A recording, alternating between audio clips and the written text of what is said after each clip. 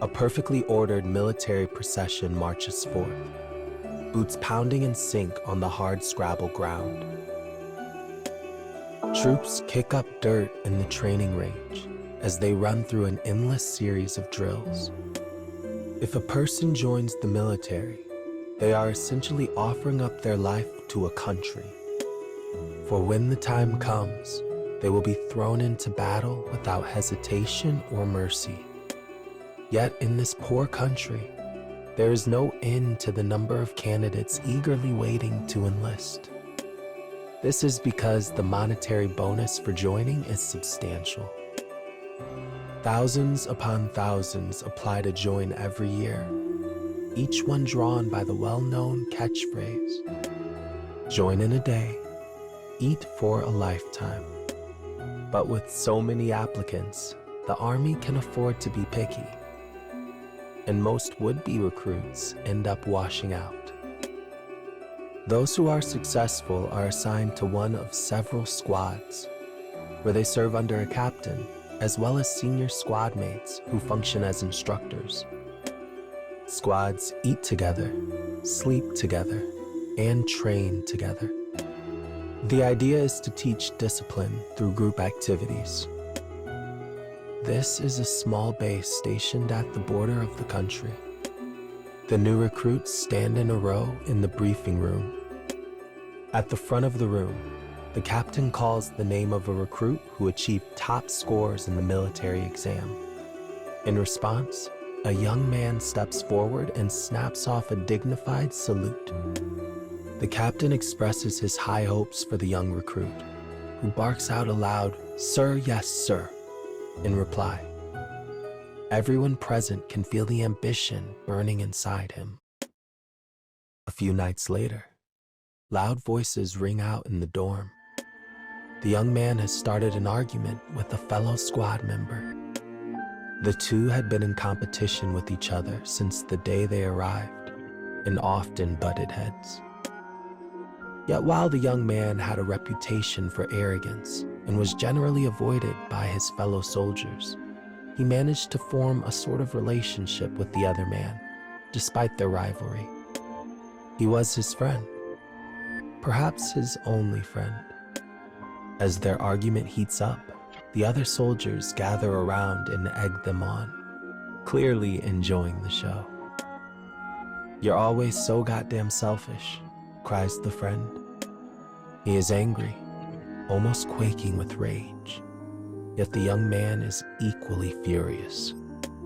"Yeah, well, I actually have things I want to achieve." The argument quickly turns violent, forcing the other soldiers to intervene. But they have trouble pulling the two apart. The fight ends as suddenly as it began when a door opens. The moment the squad catches sight of their captain, they grow silent and fall in at perfect attention. The captain just mutters and shakes his head at the pair before ordering them to clean the storage room as punishment. The senior who was responsible for instructing the pair is also ordered to pitch in, and his irritation is clear. When they reach the storage room, they find it in a state of extreme disarray. "Can't believe the damn captain is making me do this," grumbles the young man. "I mean, this is grunt work. What's even the point?" "Move your hands, not your mouth," responds the instructor. Accepting punishment is part of being a soldier. The silence of his fellow squad mates as they clean only spurs the young man's irritation further. "This is stupid. I have things I have to accomplish. I need to fight. I need to win a Medal of Honor." A Medal of Honor. It is the highest honor awarded by their country, given only to soldiers who accomplish greatness. Those who receive it are said to be destined for success.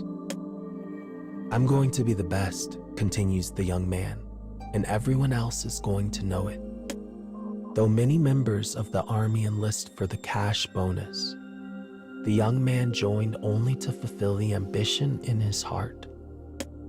But this is the first time he's ever told his squad mates about his true goals. He has skill to spare in the military arts, so it's clearly not some flash-in-the-pan ideal. The relief he feels at finally expressing it is palpable. His speech made, the young man makes to leave the storage room. When his friend reminds him their work has only begun, he keeps walking and says, "My part's done. I'm going to sleep." Ambitious goals cannot be achieved alone. It takes the work of those who walk beside us. This is clearly a lesson the young man has yet to learn. The remaining 2 soldiers in the storage room smile wryly at each other, each of them silently mulling over this very thought.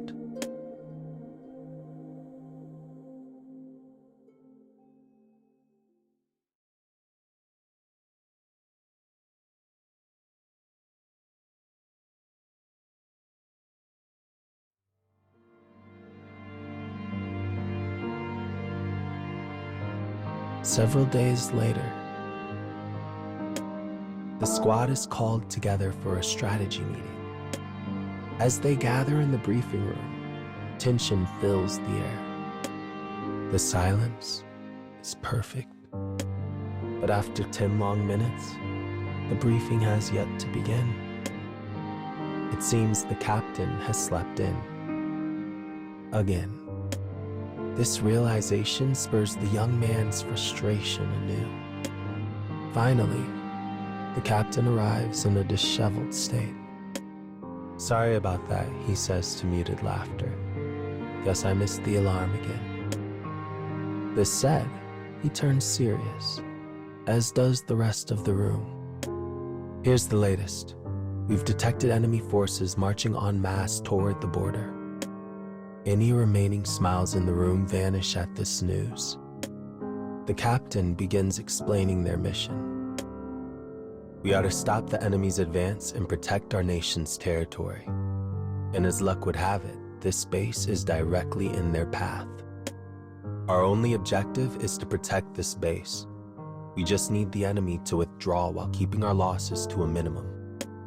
The briefing room fills with murmurs at this news. Reactions run the gamut from enthusiasm to relief to unease. But the young man leaps to his feet and asks permission to speak. Stifling a tired yawn, the captain tells him to continue. The sneer on the young man's face is clear to all. After some initial comments on the state of the enemy, he voices disagreement with the plan and suggests a total annihilation of their forces instead. A nervous buzz ripples through the room, but the young man ignores it and continues pressing his case. "These people have threatened our borders for far too long. If we take out one of their squadrons, we'll be heroes. People will have to—" "That's enough, soldier," says the captain softly. "Remember what I said? The most important part of this plan is defending the base and keeping casualties to a bare minimum. Because if any of the men here die, that falls on me." Rather than backing down, the young man redoubles his efforts and engages in verbal sparring with the captain for some time. In the end, however, he is overruled and the briefing ends. His plan rejected, the young man is infuriated. Why the hell doesn't he get it? I'm thinking of this squad far more than he is. Still convinced his plan is correct, he makes the rounds of his fellow soldiers, looking for any who might agree with him. With the arrogant attitude he has always displayed to his fellows, he does not find many who will side with him. Even the man he thinks of as his best friend turns him down. It's not that he doesn't desire glory. Everyone in the squad wants nothing more than to wear a medal of honor. But he joined the military to keep his head down, follow orders, and send money home to his family. So he can't risk everything on his friend's reckless plan. Were these reasons true? Perhaps. Or perhaps he is simply irritated the young man is crafting alternative plans on his own without even consulting anyone. The young man realizes his friend has balled his hand into a fist. With the thoughts and emotions of the pair still at odds, the day of the operation grows ever closer.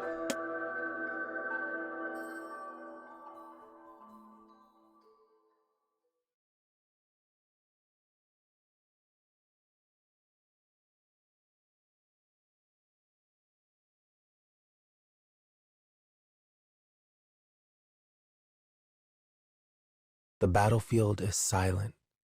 It's almost impossible to believe a war ever raged here. All the young man can hear is his own ragged breath. He stands in the borders of the base. Scattered before him are countless numbers of corpses. There is no doubt who they are. 4 hours earlier, the enemy arrives at the base, and the battle begins. The squad digs in and defends the base from the enemy, just as the captain ordered. But the young man, impatient with this war of attrition, decides to commence with his own plan. Taking advantage of the terrain surrounding the base, he launches a surprise attack that takes out half the enemy in a single swoop. He is joined by a handful of soldiers who see things his way, and though many of them fall in battle, their bold tactics force the enemy to initiate a full retreat. As he watches his foes scatter, the young man grins. "I was right," he whispers. "I was right." Though his squad had not accomplished much in battle until now, they are sure to earn praise for this great victory. He is one step closer to his Medal of Honor. With those thoughts in his mind, he returns to the base. But the sight waiting for him there is a hellscape. His squad mates, all of them, lie dead or dying on the ground. Dumbfounded, he wanders among their bodies, the smell of burnt flesh and blood and gunpowder stinging his nostrils. It is the most horrific sight the young man has ever seen. He forces his breathing to slow and resists the urge to vomit. "It's okay," he tells himself. "It's okay." And though his legs feel heavy and false, he forces them to carry him forward. But then his foot catches on something, and he tumbles to the ground. At his feet is one of his squad members, heavily injured and covered in dirt and debris from an explosion. It is his instructor. Though he still breathes, it is with great difficulty, as he is bleeding from multiple wounds. "Hey, wake up." Realizing the young man is speaking to him, the instructor manages to open a single eye. It roves about blindly for a moment before finally settling on the figure of the young man. "You attacked the enemy. Knew you would. The captain tried to save you. He changed our formation. And now look at us." With that, the instructor draws one last, hitching breath before falling silent forever. "The captain did this for me," thinks the young man. "But I always caused him so much trouble." Unable to accept his instructor's death, the young man wanders the battlefield in a haze, searching for his captain. Instead, he finds what remains of his only friend. An explosion has blasted off most of his left leg, leaving a pool of blood at the base of the stone. "Good to see you're in one piece," says his friend. The fact he is still able to make jokes in such a condition is remarkable. The young man begins stammering out an apology. I'm sorry. I just wanted..." "I know," whispers his friend. "I wanted one too. Said this was for my family. but that medal sure would have been nice. With that, he speaks no more. Tears begin to run from the young man's eyes as he sets off again in search of his captain. He sees bodies, bodies, bodies, each one bearing a familiar face. Finally, he sees the captain and runs to his side. He calls out to him again and again, but the man makes no response. "Sir, I didn't mean..." He grasps the captain's ravaged hand. He wants the captain to reprimand him. He needs it. Otherwise, his apology would be meaningless. There's so much to say. He made a horrible mistake. He'd been wrong where the captain had been right, but he can scarcely force two words together. And the tears that pour down his face only make things harder. But then the young man realizes something. The captain is squeezing his hand in return. He's still breathing. He's alive. "Ah," says the captain weakly. "I'm glad you survived." The captain's eyes are closed. His senses all but gone. There is no way he can know whose hand he grasps. And yet somehow, he seems to recognize the young man and ends his life with a faint smile on his face. With that, the operation is over. The young man is the only survivor.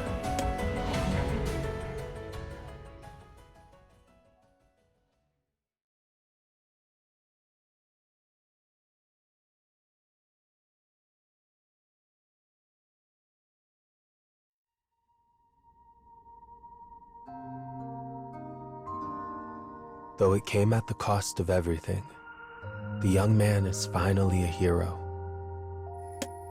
For despite the sacrifices required, the enemy had withdrawn. The young man is given time off to recuperate, which is how he finds himself with nothing to do.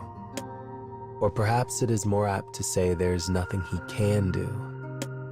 Day after day, he hides in his house and attempts to drown his sorrows with strong drink. Empty bottles lie scattered across his floor. Rats run to and fro amidst the refuse and spoil. He wakes up, grabs a bottle, and drinks until he passes out. When he comes to, he begins the process all over again. If that was his entire life, it might be all right. But he sees flashbacks to the battle in his sleep, and these nightmares torture him. The battleground, the faces of enemies he killed, his squad mates dying before his eyes, his instructor, his best friend, the captain, all of them die in his arms. Day after day, after day, after day, after day, after day, after day, after day, after day, after day, after day, after day, after day. The nightmares play on repeat, bringing his life to a halt. If only I hadn't made that suggestion. If only I hadn't ignored my orders. If only, if only, if only. His world becomes an endless spiral of regret. Was there even a point to what I did? Do I feel pride in what I did? Was there justice to what I did? Is this all because of my selfishness? Because of a goddamn medal? Maybe I should just end it all. He drunkenly loads bullets into his gun, raises the muzzle to his temple, and stands. He places his finger on the trigger, closes his eyes, and breathes in a lungful of stale air. Hold on, everyone. I'm coming. He moves to pull the trigger, But he is drunker than he imagines, and with his eyes closed, his balance flees and sends him crashing into a nearby table. When he opens his eyes, he sees a familiar envelope. It is the kind used for notices by the military's highest-ranking officials. Inside is an official letter congratulating him on annihilating the enemy and announcing that he will be rewarded with a Medal of Honor and promotion to captain. Ridiculous, mutters the young man. Goddamn ridiculous. I'm only alive because the rest of them saved me. Seeing the letter again reminds him that the ceremony is tomorrow. Finally, he takes a handful of sleeping pills and falls into bed. He dreams. It is the same dream as ever. A dream of that day. But this time, it does not begin after the battle. Instead, it begins before he set off to face the enemy on his own. No, I won't make the same mistake again. This time, he does not initiate his plan. Instead, he remains at the base and kills every last enemy soldier he sees, swearing he will make sure they never kill again. He slays as if in the grip of madness. Enemy soldiers fall, so many he cannot count their number. But it doesn't matter. He will do anything to save his brothers. Suddenly, he looks out and sees the faces of the people he has been slaughtering. They are all part of his squad. His instructor, his friend, his captain. He killed them with his own hands once more. With a short cry, the young man finally understands. I'll never be able to save them, no matter what I do. The sickening dream wakes him up. The morning sun streams in through the window. It is the day of the medal ceremony, the day of what he thought was his dearest wish. What meaning can there be in someone who wiped out his own squad accepting a medal? How can he face their memory? And when the ceremony is over, he will be a captain, a leader with troops of his own. What do I do, Captain? How do I atone for my sins? He asks himself this as he puts on his formal dress uniform. As he stares at himself in the mirror for the first time in a very long while, he sees how emaciated he has become. With heavy steps, he turns his back on the ghost in the glass and makes his way to the ceremonial venue, almost as though it is his redemption.